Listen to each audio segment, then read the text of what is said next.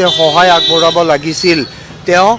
মালয়েছিয়ালৈ গুচি গৈছিল কোনো ধৰণৰ কোঅপাৰেট কৰা নাছিল ইনভেষ্টিগেশ্যনত লুকআউট চাৰ্কুলাৰ দি কেনেহে তেওঁক অনা হৈছিল মদৰ বটলটো তেওঁ আনি কেনে লবিত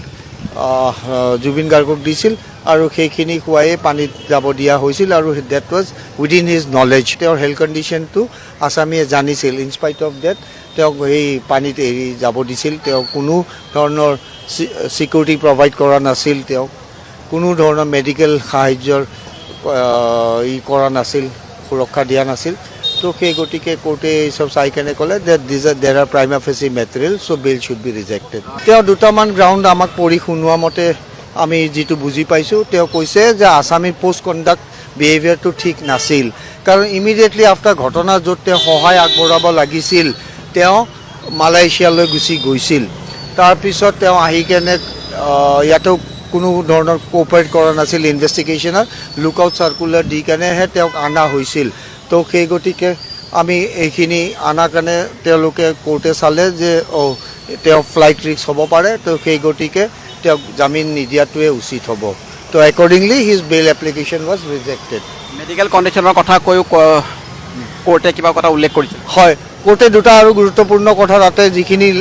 অপাৰেটিভ পাৰ্টত তেওঁ পঢ়ি শুনাইছিল তাৰে পৰা মই বেছ কৰি কেনে কৈছোঁ আৰু এটা কথা আছিল যে মদৰ বটলটো তেওঁ আনি কেনে লবিত জুবিন গাৰ্গক দিছিল আৰু সেইখিনি খুৱাই পানীত যাব দিয়া হৈছিল আৰু that was within his knowledge আছামীৰ নলেজত আছিল বুলি অনাৰেবল কোৰ্টে কৈছে তো সেই দুটা গ্ৰাউণ্ড বিশেষকৈ আছিল যে তেওঁৰ হেল্থ কণ্ডিশ্যনটো আছামীয়ে জানিছিল ইনস্পাইট অফ ডেট তেওঁক সেই পানীত এৰি যাব দিছিল তেওঁ কোনো ধৰণৰ সিকিউৰিটি প্ৰভাইড কৰা নাছিল তেওঁক কোনো ধৰণৰ মেডিকেল সাহায্যৰ কৰা নাছিল সুৰক্ষা দিয়া নাছিল তো সেই গতিকে কোৰ্টে এই সব চাই কেনে ক'লে that there are prima facie material so' bail should be rejected নিশ্চয়কৈ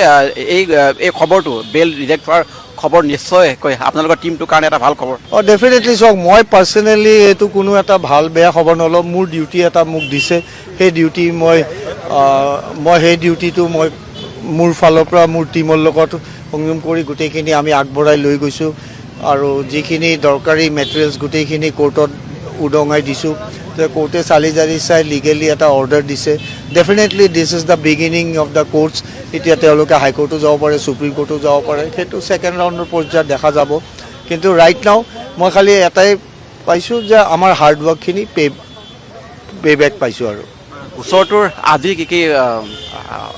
অগ্ৰগতি হ'ল বা পৰৱৰ্তী সময়ত কেনেকুৱা আজি একচুৱেলি গোটেইখিনি এভিডেঞ্চ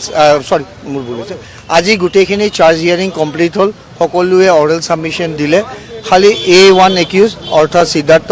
A2